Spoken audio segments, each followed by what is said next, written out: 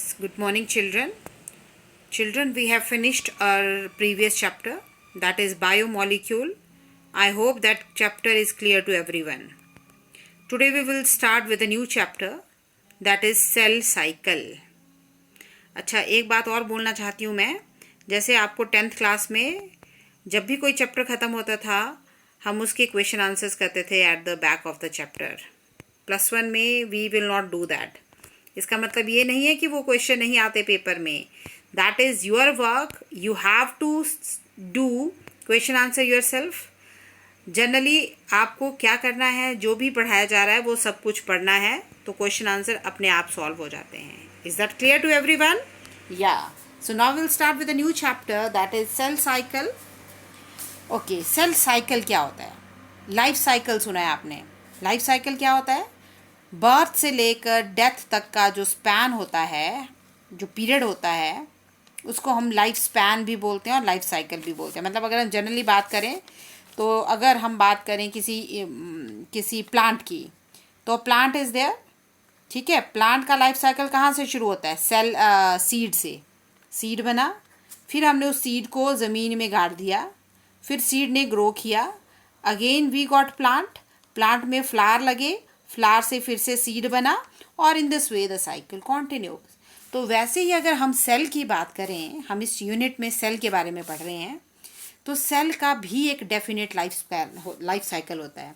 हमने पढ़ा पीछे कि जो सेल होता है, we have studied one line, that is ओमनिस सेलुला ई सेलुला.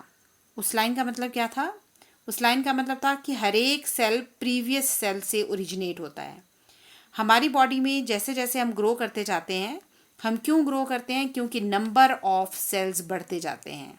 Number of cell goes on increasing. तो वो जो नंबर ऑफ सेल हैं, जो नए सेल हैं हमारी बॉडी में, वो कहाँ से आते हैं? तो वो कहाँ से आते हैं? जब हमारा ऑलरेडी एग्जिस्टिंग सेल क्या करता है? डिवाइड करता है. ठीक है, तो देखना अब सेल साइकिल कैसे होता है. जैसे ये सेल है, सपोज ये जो सेल है, this is the parent cell, और इस पेरेंट सेल के डिवीजन से एक ये सेल बना और एक ये सेल बना. इन दो सेल को हम बोल देते हैं डॉटर सेल. ठीक है, what are these are daughter cell. तो जैसे ही डॉटर सेल बने, अभी ये साइज में काफ़ी छोटे हैं, तो ये डॉटर सेल जो हैं वो ग्रो करेंगे और इनमें कई सारी चेंजेस आएंगी during their growth, and that phase is called interphase. मतलब जैसे ही कोई नया सेल बना, वो सेल एकदम से डिवाइड नहीं करता. डिवाइड करने से पहले वो सेल ग्रो करता है और उसमें कई सारे चेंजेस आते हैं.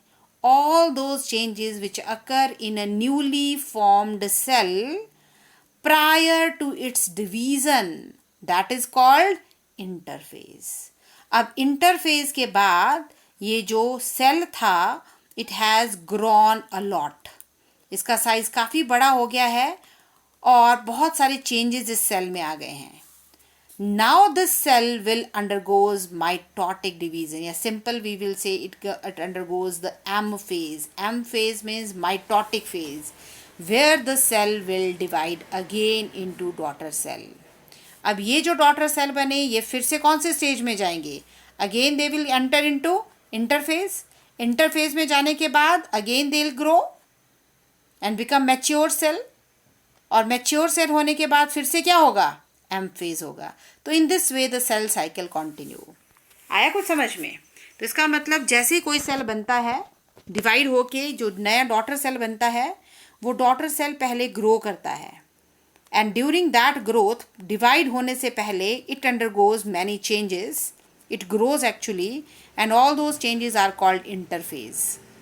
फिर जब वो पूरी तरह से मैच्योर हो जाता है, ग्रो कर जाता है, उसके बाद वो डिवाइड करता है, and again we got daughter cell. ठीक है, और फिर से वो डॉटर सेल ग्रो करते हैं, फिर से इंटरफेज में जाते हैं, फिर से ग्रो करते हैं, फिर से मेटाफेज आती है.